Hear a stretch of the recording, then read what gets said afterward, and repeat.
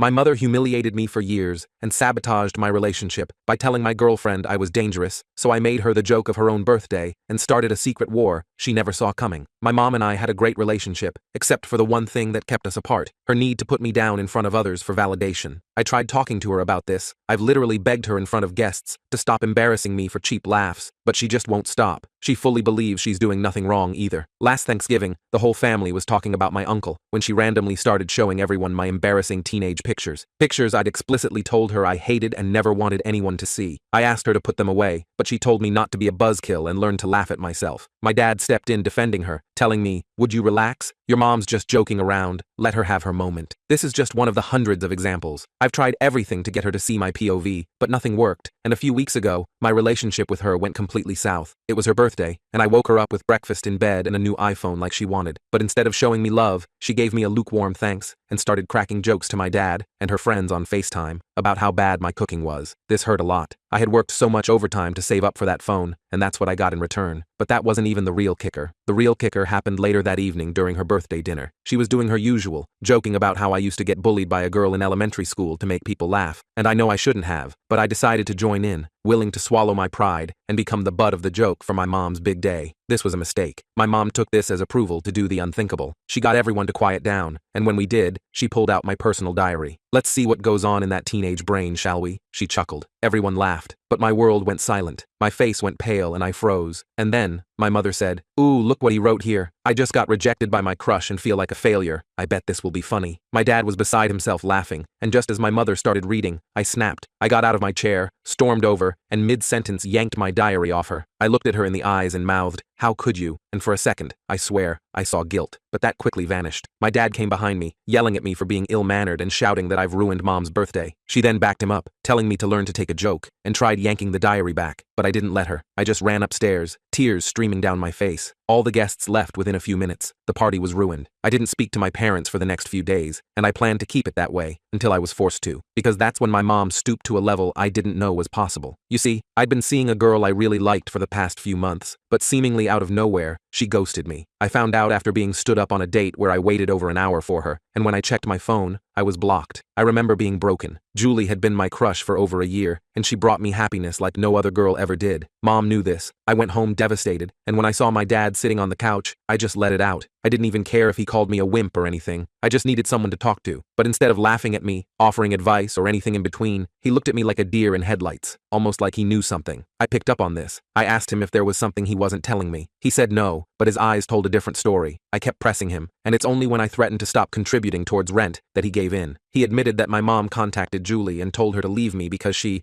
feared for Julie's safety. She told Julie I was dangerous, had anger issues, and made up disgusting lies about how I like to tell my mom the graphic details of what I do in bed with girls. She hammered down on this last point, embarrassing me and making me out to be a freak. My mom put on the waterworks in front of Julie, who became so scared of me, she just decided to never speak to me again. I went blind with rage when my dad told me. I stormed up to my room, where I kept exactly what I needed in case my mom ever took it too far. My dad kept asking me not to be mad, making excuses for her and saying I can win Julie back. But I wasn't planning on being mad. I was planning on making her pay. And when my dad saw what I was holding, he asked me to please be civil and think about this. But the time to be civil was over. Fast forward to next week, I was hosting a redemption birthday party for my mom to make up for ruining her real one. It was going great, until I got everyone's attention. I saw my dad start to sweat because he knew what was coming, but I had threatened him into staying silent. I brought everyone's attention to the TV, telling everyone my mom had been working on a project she wanted to show everyone. She had a confused, borderline worried look on her face, but I just smiled at her and mouthed at her, "Don't be a buzzkill." I then plugged in my USB drive. A USB drive filled with hundreds of embarrassing videos of her, all taken by me, all in the event that I needed to use them one day. There were videos of her getting cake smashed, screaming, raging about how the TV won't work, punching a wall because she ran out of ice cream, and many more embarrassing things. Guests erupted in laughter. I did too, but then, as I looked over at my mom, she wasn't just mad, she had steam coming out of her ears, and in that moment I knew I was gonna regret what I did. My mom didn't say anything while the video was playing or after, and actually just nervously laughed along, but I could tell by her tone during the rest of the day, she was mad. Everyone talking about the videos made her anger even funnier. However, the party eventually ended, and afterwards, I felt a mixture of satisfaction and dread. Everyone had left pretty quickly after my little video presentation, mostly mumbling awkward goodbyes without looking at any of us directly. I stayed in the living room, staring at the blank TV screen where my mom's embarrassing moments had just played. The silence that followed felt heavy. It didn't last long. Mom cornered me in the kitchen when I tried to escape to my room. Her face was this weird combination of pale and blotchy red at the same time. I'd never seen her look so angry. "You've crossed a line," she hissed, keeping her voice low even though everyone had left. "You think you're clever? You have no idea what you've started." I wanted to say something profound or cutting, but all I managed was, "You crossed the line first, with Julie." She gave me this look that honestly sent a chill down my spine, then walked away without another word. I stood there for a good 5 minutes, just trying to process what had happened. That's when I realized this wasn't over, not by a long shot. The next morning I came downstairs to find Dad eating breakfast alone. I grabbed some cereal and tried to act normal, hoping maybe we could just move past everything. "Your mother cried herself to sleep last night," he said after a few minutes of uncomfortable silence. My spoon froze halfway to my mouth. "Dad, do you have any idea what she did to me? To my relationship?" He just shook his head. "All I know is you humiliated her in front of all her friends. That video was cruel. And reading my private diary out loud wasn't?" I shot back. Dad sighed that deep, disappointed sigh that parents have somehow perfected. "You're an adult now. You need to be the bigger person." I wanted to argue more, but something in his expression stopped me. He looked tired, defeated almost. For the first time,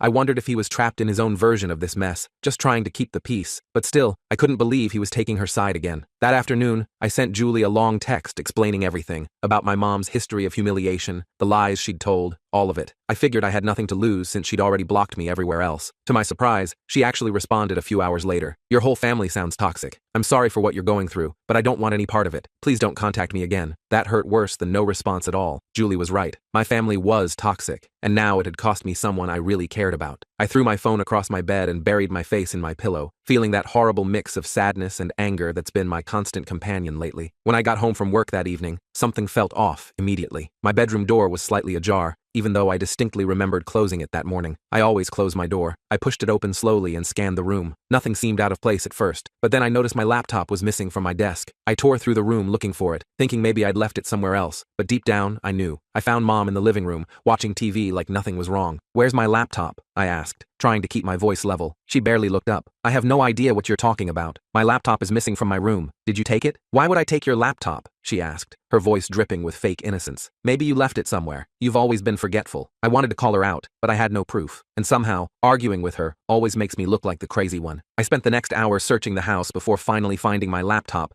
tucked behind some boxes in the storage closet. I immediately checked to see if anything had been accessed, but couldn't tell for sure. That weekend, I installed a lock on my bedroom door. Dad saw me doing it and just shook his head, but didn't try to stop me. Mom made some comment about how only people with things to hide need locks, but I ignored her. I decided to reach out to my Aunt Lisa, my mom's sister. She's always been the more reasonable one in the family, and I thought maybe she could talk some sense into Mom. We met for coffee at a place near her house. "I understand you're upset," she said, after I explained everything that had happened, "but families should work these things out privately. The video was taking it too far." "Did you hear the part about her destroying my relationship?" I asked, feeling my frustration rise. "Or reading my diary out loud to her friends?" Aunt Lisa shifted uncomfortably in her seat. "Your mother can be difficult, but she's still your mother." I left feeling even more alone than before. It was becoming clear that Mom had already spread her version of events through the family grapevine. In her telling, I was sure the diary incident was just a harmless joke, and I was the villain who humiliated her for no reason. The following Tuesday, I got a frantic call from my friend Zach. "Dude, did you post those weird childhood photos on your Instagram?" he asked. My stomach dropped. "What photos? There's like a dozen pictures of you as a kid in some Superman underwear and stuff. One looks like you wet the bed. People are commenting like crazy." I nearly crashed my car pulling over to check my phone. Sure enough, there they were. Humiliating childhood photos I didn't even know existed, posted to my account with captions like, "Throwback to simpler times," and "Some things never change." I deleted them immediately, hands shaking with rage and embarrassment. It took me less than 5 seconds to figure out who was responsible. Mom had obviously found my password somehow. I spent the next hour changing passwords on every account I had and setting up 2-factor authentication on everything. That night, I confronted her directly. "The Instagram photos? Really? That's your response?" She gave me a little smile that didn't reach her eyes. "I don't know what you're talking about, but if something happened with your social media, maybe it was just giving you a taste of your own medicine." "I want a truce," I said, trying to be the mature one. "This has gone far enough on both sides." "Oh, now you want peace?" She laughed. "After what you did? I don't think so, honey. You started this war." That night, I packed up my most personal belongings, journals, keepsakes, important documents, and took them to my friend Alex's apartment for safekeeping. I didn't tell him exactly why, just that I was doing some spring cleaning. I couldn't risk leaving anything else for her to find and use against me. Friday night, we were all at the dinner table in painfully awkward silence. I decided to try one more time to have a rational conversation. Can we please just talk about boundaries? I asked, keeping my voice calm. This situation is getting out of control. Before Mom could respond, Dad jumped in. I think we all need to calm down and move past this. Family is family. I agree, Mom said sweetly. Then she turned to Dad. Oh, by the way, I found some interesting messages on his phone the other day. Want to see what our son was saying to that Julie girl? Pretty graphic stuff. I froze. You went through my phone? Those messages are private. She pulled out her own phone and started showing Dad screenshots. Screenshots of intimate conversations between me and Julie. I felt sick. I pushed my chair back from the table so hard it fell over behind me. My appetite was completely gone, replaced by a knot of anxiety and rage. I left without another word and drove around for hours just to avoid going home. The next morning, I went out to my car to find all 4 tires completely flat. Upon closer inspection, I could see they'd been slashed. Each one had a small, deliberate cut in the sidewall. I couldn't prove Mom did it, but the timing was too coincidental. I had to use my emergency savings to pay for new tires. I had been carefully building this fund with overtime shifts, hoping to eventually move out. Now I was back to square one financially. The repair shop guy told me it looked like someone had used a small knife, carefully puncturing each tire in a way that couldn't be patched. Things were escalating faster than I could handle. I started picking up extra shifts at work, hoping to save enough to get my own place as soon as possible. But when I showed up that Monday, my manager called me into his office. Your mom called me yesterday, he said, looking concerned. She mentioned you've been going through some mental health issues, said you might need reduced hours for a while. I sat there in shock. What? I'm fine. I've been asking for more hours, not fewer. He gave me this look of pity that made my skin crawl. She sounded really worried about you, said you've been having episodes. He pushed a pamphlet for the company's employee assistance program across the desk. Maybe take a few days off, use some of your PTO. Instead of more shifts, I ended up with fewer. I couldn't even explain the real situation without sounding completely unhinged. Who would believe that my middle-aged mother was systematically destroying my life because I showed some embarrassing videos of her at a party? I tried talking to Alex about everything that was happening, hoping for some support or advice. We met at a bar near his place, but he seemed weird from the moment I arrived. Your mom called me, he said after his first beer. My heart sank. What did she say? She's really worried about you, man. Said you've been having these explosive anger episodes, that you destroyed a bunch of stuff in your room. He looked uncomfortable. She said sometimes you talk about hurting yourself or others. None of that is true, I said, feeling a familiar helplessness wash over me. She's making it all up because of this fight we're having. Alex just nodded, but I could tell he didn't fully believe me. Maybe you should get some professional help, just to talk to someone? I realized then that Mom was systematically cutting off all my support systems one by one. She was telling everyone in my life that I was unstable, making it impossible for me to explain the truth without sounding exactly like the person she was describing. That night, I created a detailed document recording all of her behaviors with dates, times, and witnesses when possible. I figured if things continued to escalate,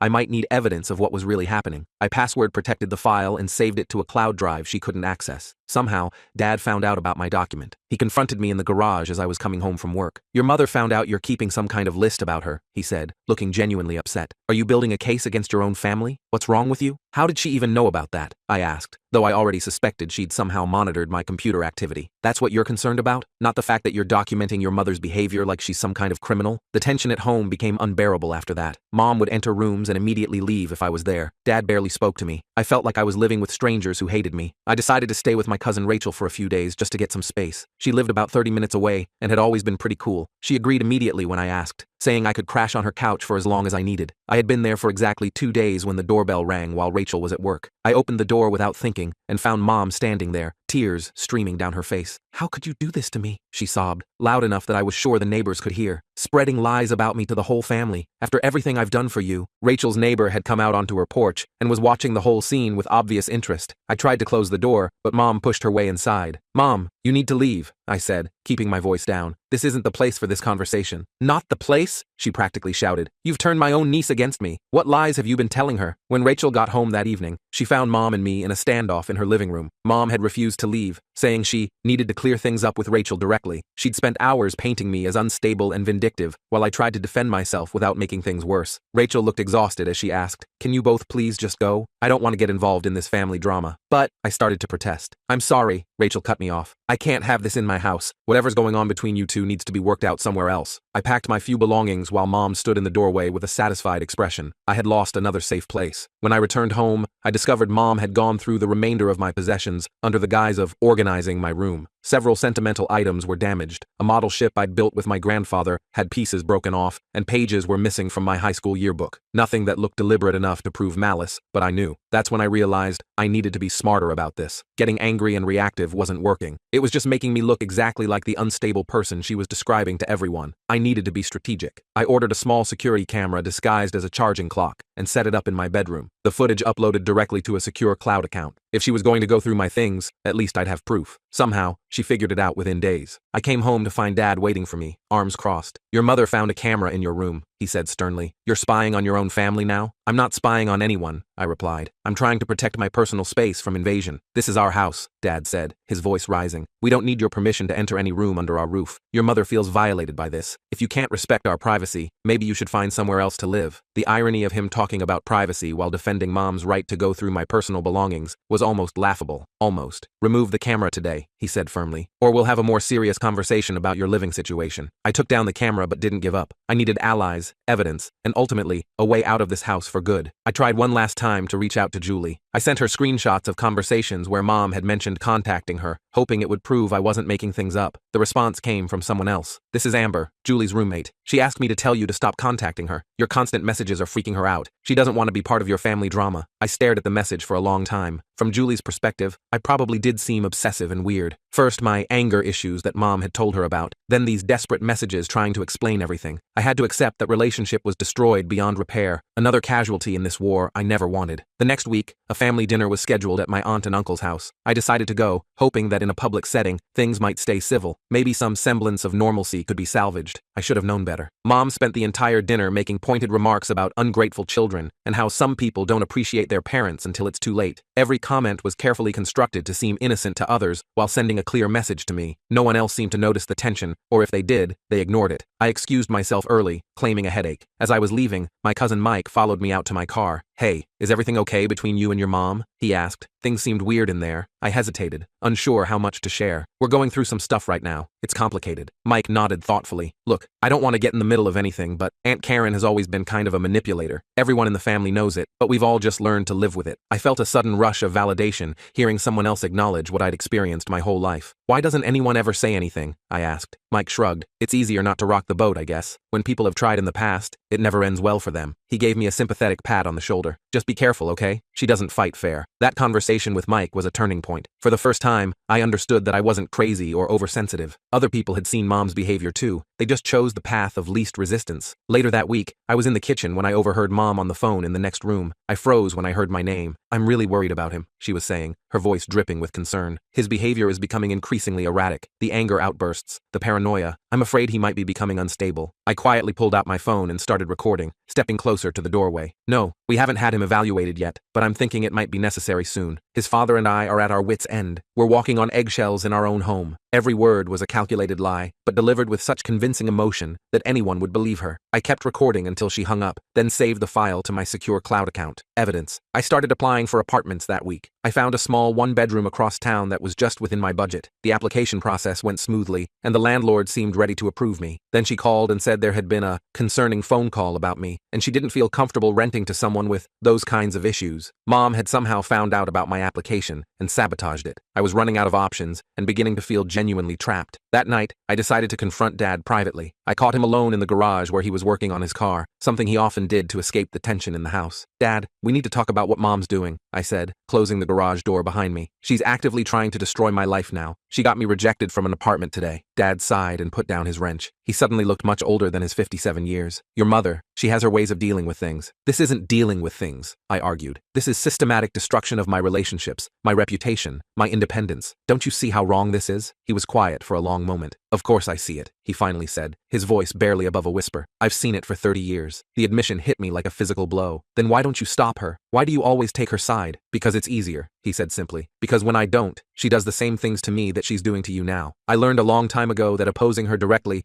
only makes things worse." I stared at him, seeing my father in a completely new light. He wasn't just an enabler. He was another victim who had simply found a way to survive. "I can't live like this," I told him. "I won't." He nodded slowly. "I know, and you shouldn't have to." Over the next few days, I noticed Mom taking photos of me around the house with her phone when she thought I wasn't looking. Once, I caught her reflection in the TV screen as she quickly snapped a picture of me eating breakfast, then started typing something. I began strictly monitoring what I said and did at home. I kept conversations minimal and avoided being in common areas when possible. I was essentially living like someone in witness protection, careful not to leave any information or behavior that could be weaponized against me. One evening, I received a call from my Uncle Robert, my dad's brother who lived about 3 hours away. We weren't particularly close, but he had always been nice to me at family gatherings. "Your dad called me," he said after some awkward small talk. "He's worried about you." My heart sank, assuming this was another flying monkey sent by Mom to lecture me about respecting my parents. "Look," Uncle Robert continued, "I don't know exactly what's going on, but I gather things are pretty toxic there right now. I wanted to offer you my guest room if you need somewhere to stay for a while." I was stunned by the unexpected lifeline. "That's really generous, but your place is 3 hours from my job. I can't commute that far. I understand, but the offer stands if you need it. Sometimes you have to prioritize your mental health over convenience." I thanked him sincerely, touched by his support even though I couldn't accept it. The fact that Dad had reached out to him secretly gave me a small hope that maybe Dad was finally trying to help in his own way. I created a separate email account to communicate privately with family members I trusted, hoping to gradually build a support network. I was careful to use a strong password and only access it from my phone. It worked for about a week before Mom somehow gained access. She must have installed spyware on my phone when I wasn't looking. She sent embarrassing emails to several relatives pretending to be me, including one to my grandmother that contained bizarre sexual references. I spent the next day calling everyone who had received these emails, explaining what had happened and apologizing profusely. Some believed me, others clearly thought I was making excuses for my own weird behavior. The damage control was exhausting. The next morning,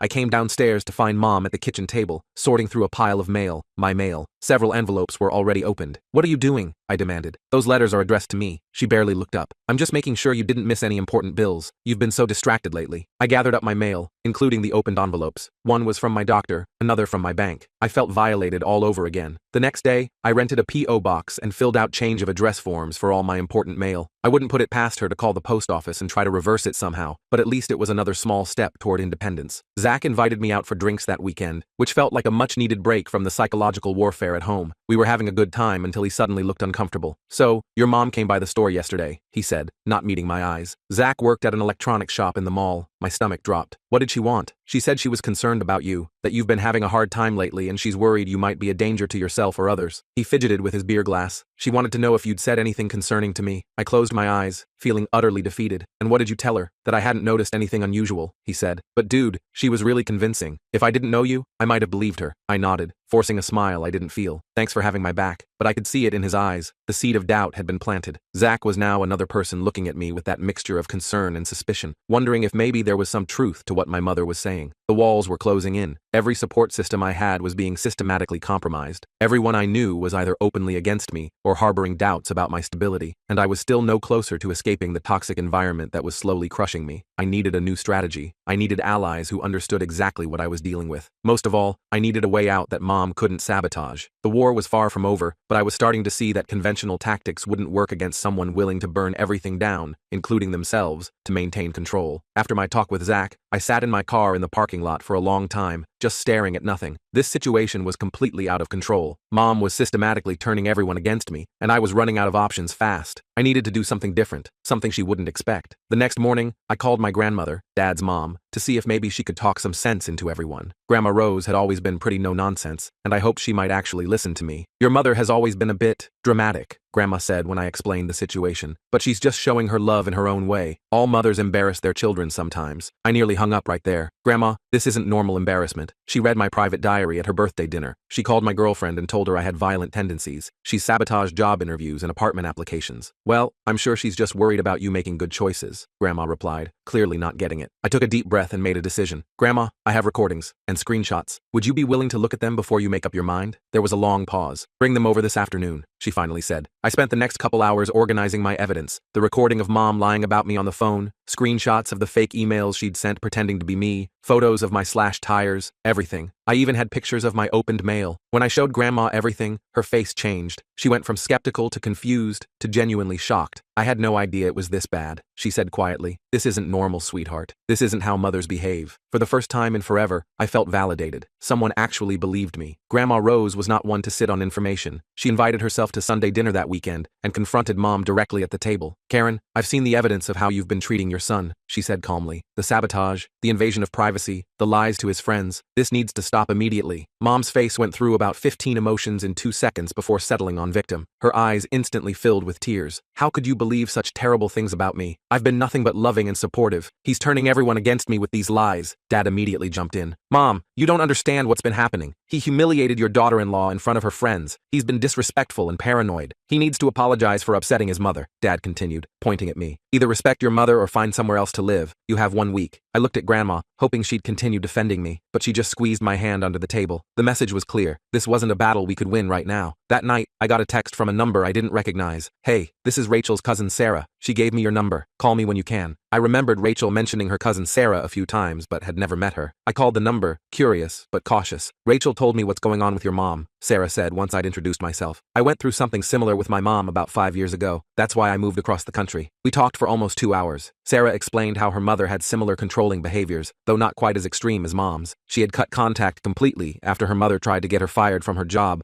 by making up stories about drug use. The thing is, Sarah explained, people like our mothers follow a pattern. They're likely narcissists. There's actually support groups for people with narcissistic parents.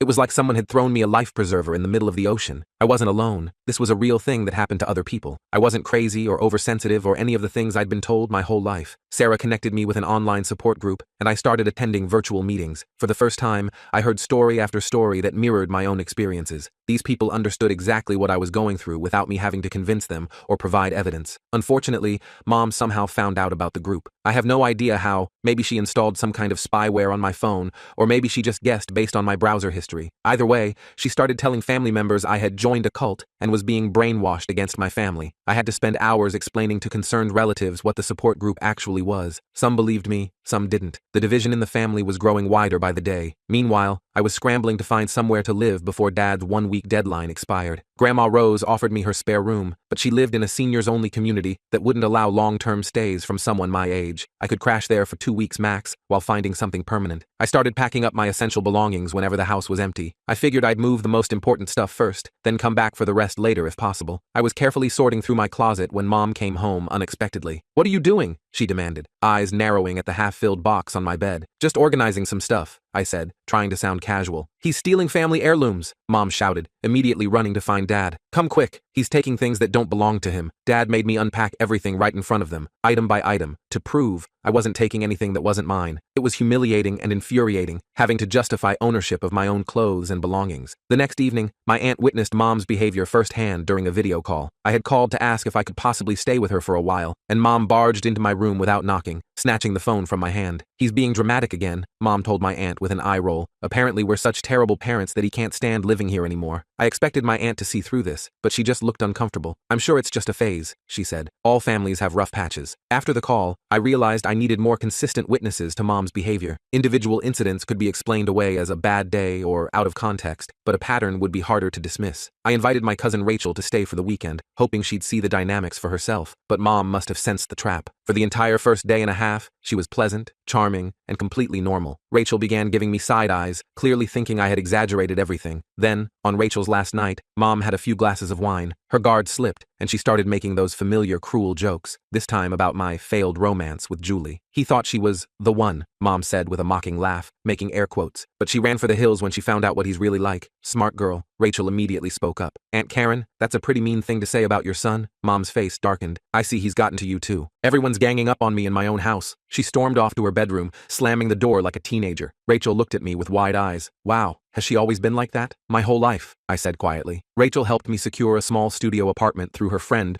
who worked at a property management company. The downside was, it wouldn't be available for another month. I still needed to survive at home for 4 more weeks. I was meticulously documenting every interaction with Mom in a password-protected cloud file. One day, I left my computer briefly to take a shower, forgetting to lock it. When I came back, something felt off about the way my browser tabs were arranged. After some digging, I discovered keylogging software had been installed on my laptop. Mom had been monitoring everything I typed, passwords, private messages, journal entries, everything. The invasion of privacy was so complete, it made me physically sick. I immediately bought a new laptop with my emergency credit card and kept it hidden at Rachel's apartment. This meant I could only work on my online courses when I visited Rachel, which wasn't often enough. My grades started slipping, adding financial aid concerns to my growing mountain of problems. Mom noticed I wasn't using my old laptop anymore and confronted me in the kitchen. "Why aren't you using your computer lately? Got something to hide?" she asked with fake casualness. "I know about the keylogger, Mom," I said calmly, watching her reaction. Her face fell for just a second before she recovered. I have no idea what you're talking about. This paranoia of yours is concerning. But I saw it. That brief flash of shock when she realized I'd caught her. For once, I felt like I had the upper hand in our psychological warfare. A few days later,